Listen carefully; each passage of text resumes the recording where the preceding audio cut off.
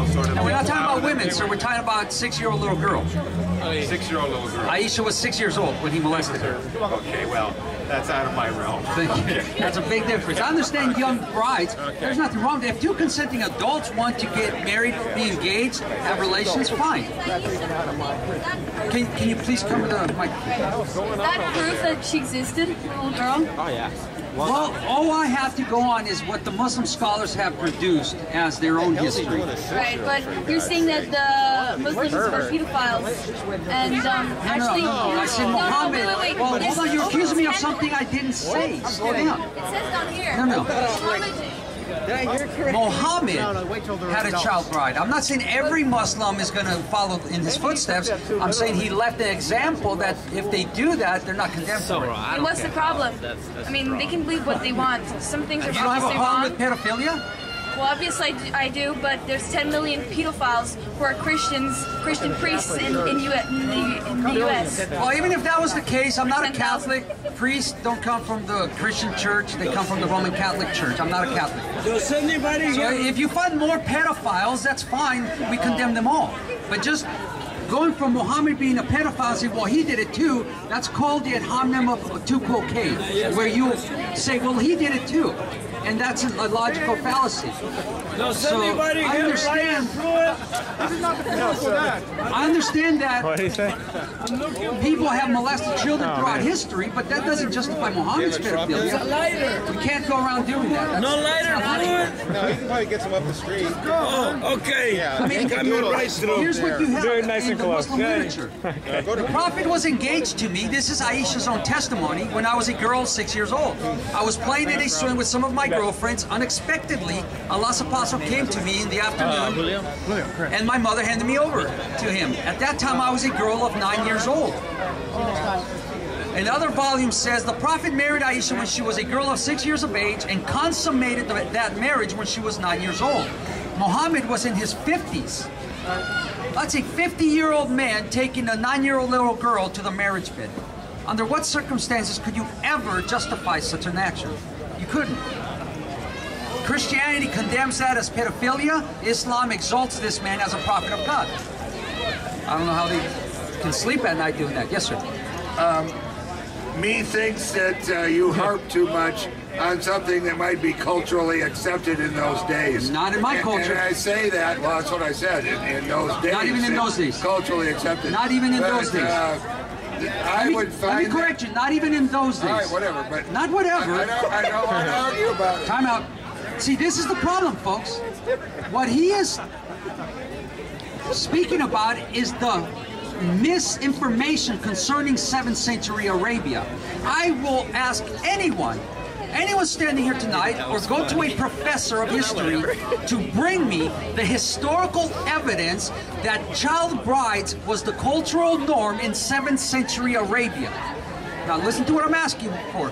Historical proof, not Muslim sympathizers that will say it was the norm. I want the actual proof that in 7th century Arabia, child brides was the cultural norm. You're only going to show that the whole culture was perverted. Fine, doesn't justify the action just because the majority did it. But I've never seen that evidence.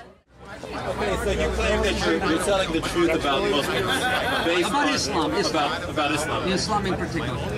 Based on information that you got from the hadiths. Not only the hadith, many different Muslim sources. So, what other sources did you get the information about Aisha from? Well, you have the Life of Muhammad, which is by Ibn Ishaq. You have Al-Tabari.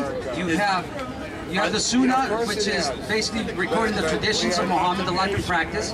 You have a lot of different materials from different scholars that agree. Let me just show you. First, let me ask you a question. Do you know what the hadiths are? I do. What can you explain what they are? They are. What is history? Well, before we switch the subjects and switch. No, I'm on the subject because that's the material I'm going to quote. I just want to know that you understand the material. I do. So let's assume that I'm telling the truth. I won't do that because Muslims are fond of lying to me. And if you are a Muslim, I have no reason to trust you, sir. Okay, well, we are supposed to ask questions, and I'm assuming get answers, right? Of course, but I'm going to follow up. I'm going to follow a line of logic. You're going to follow my question with a question. If that's what it merits, yeah. You see, I first have to know that you're an educated Muslim before I get into an intellectual discussion with you. Otherwise, I'm wasting my time and yours. I don't want to do that, because if you don't know the materials that I'm quoting, nor their authority within the Islamic community, you'll dismiss them as if I'm just quoting anybody. The hadiths are accounts of what the Prophet said and did by people who had a close relationship with him or who came after him and were familiar with him. Now, what is the authority of these hadiths? One straight up garlic powder. They were checked numerous times. But what weight of authority do they carry within the Islamic community? Extra salty. It varies. According to? According to which hadith you're referring to. Let's take Sahih, which is Sahih al-Bukhari and Sahih Muslim.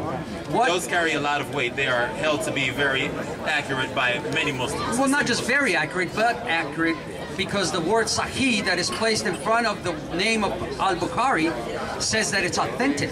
Okay, so now we have established that I do know what the hadiths are. But you're now going to have to establish that the word Sahih means authentic. It's not questionable. So I agree. Okay, so that's the material I'm going to quote. If over 80%, let's be generous, let's say over 70% of the Muslim community in the world, which is Sunni Islam, embraces the hadith, now I have the majority of Muslims in the world agreeing with the material I'm going to present. And that is the authority that I'm going to appeal to. Not my own. I'm not going to appeal to those terrible Christians and Jews or the infidels. I'm going to appeal to Muslim scholars on their own revelation of their history, of their prophet, of their Quran. Because you believe it's true. Because I believe they have recorded it as they believe it to be true. But you don't believe it's true. Some of it is questionable, some of it is unverifiable, so it's up to the historians to determine which ones are actual historical records and which ones are embellishments of the man known as Mohammed. So, in other words, you're saying the sources that you're using in your presentation, claiming to be a truth defender, you believe some of them are lies and some of them are the truth. In other words, you're not sure if the information you're presenting is accurate or not. No one does. But you do. No one does. Me? Yeah, you do, right? Just the Muslims do. So just to summarize, you're making a presentation claiming to be a truth defender, someone who is looking out for the truth, but you're using sources in your presentation that you're not sure if they're accurate or not. Because nobody does. But why would you even go towards it? Because I'll tell you why. You just go towards the You're misunderstanding, are true. No, hold on a second. You as a Muslim, if you are Sunni Muslim, must accept this as truth. So all I am doing is teaching people about what Sunni Islam believes in their religious faith. Now, if whether or not it's true or false, you believe it. And what I'm doing is enlightening people to the reality of what Muslim theology is, which is a threat, or the statement he's making is flawed in this way.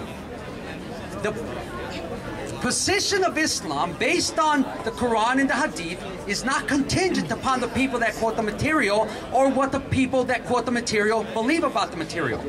I am simply teaching people what Muslims believe. It's irrelevant if I believe it or not, and according to Muslims, their prophet molested a little girl. Do I believe that happened? It's irrelevant. Do they believe it happened? Yes. And if they believe it happened, and Muhammad was the greatest example for humanity, then child molestation is okay in their eyes. So we need to expose this so that when we see a Muslim, we tell them about what Muhammad did according to them. If Muhammad molested a little girl, and everything he said and did, from the way he wiped his butt to the direction he urinated in, is what the Muslim is to emulate, it also follows that if Muhammad molested Aisha when she was 6 years old, all the way up to the age of 9, finally consummated the marriage by penetration, then it's okay for any Muslim to follow in that example. Do I believe? I don't believe the Muhammad of the religion ever existed as he's presented by Muslims. They change history, they revise it. 1 and 2 and 3 and 4 and 1 and 2 and 3 and 4 and 1 and 2 and 3 and 4 and 1 and 2 and 3 and 4 and 1 and 2 and 3 and 4 and 1 and